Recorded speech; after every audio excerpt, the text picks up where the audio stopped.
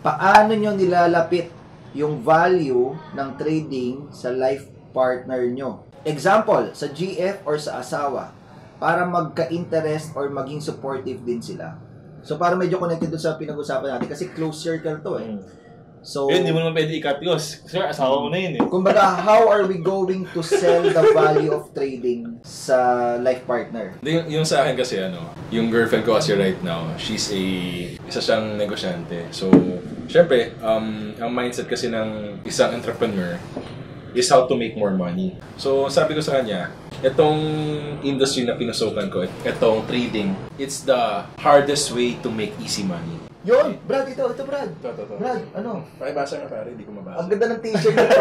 Trader, a crazy person that risks their own money for freedom rather than exchanging their freedom for money. Kasi yung partner ko right now, they're into real estate development. So, yung mangyayari, if ever na maging kami, yung plano namin in the future is, I provide the capital, she develops or she buys properties na may potential na maging commercial area, industrial area. So, yun. Kumbaga dapat, hindi naman kasi kailangan na parehas kayo in the trading world eh. Correct. Kumbaga, if your values, your vision are aligned, madali lang eh. It's easy eh. Correct. Kailangan mo lang talagang maghanap ng way na i-connect yung dalawa.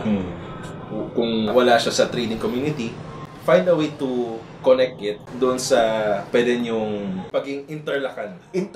Paghawakan. Joseph. The same din siguro. Parang ganun. You have to discuss it at a broader perspective, broader point of view. Na don't make it just about trading. Make it about siguro your goals in life. Kasi yun yung sabi niya, parang, you're going to be partners in something bigger. Yep. Especially if you're talking about a life partner.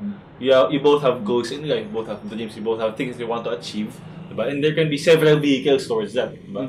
So pwedeng gano'n na sabihin mo na, this is one of the vehicles diba, towards our goals. And I'm going to be working on that.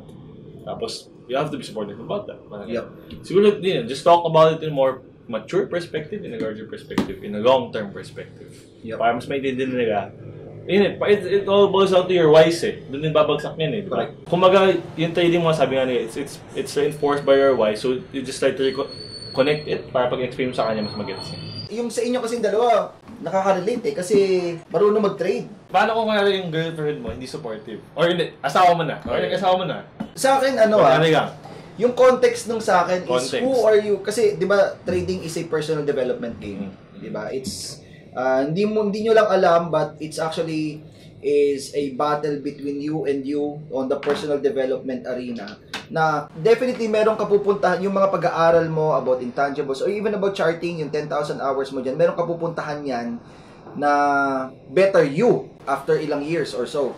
Pero the real question is, who are you becoming because of trading? Diba? Na parang ako nga, sinasabi ko na mas bumait ako after years of trading.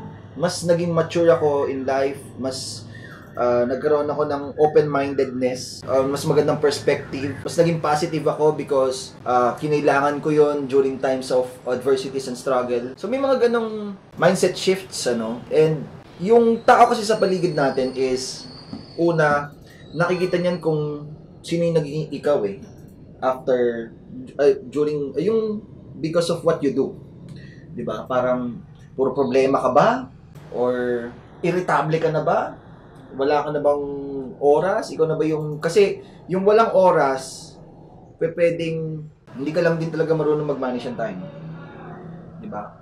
Now pwedeng i-cut yon by having a group of kumbaga yung efficiency mo in learning, not in trading, pwedeng i-cut yon by having an accountability group or having a coach or a mentor na para mas ma-fast track. Then, pwede ka na magkaroon ng oras dun sa dun more time with your loved ones and family. And yung mga yan naman, ako in my experience, hindi ako makapag dahil wala pa yung selosang sa time. Di ba ako nagkakaroon ng girlfriend na gano'n, na parang yung selosa sa time, na parang stop mo na yan.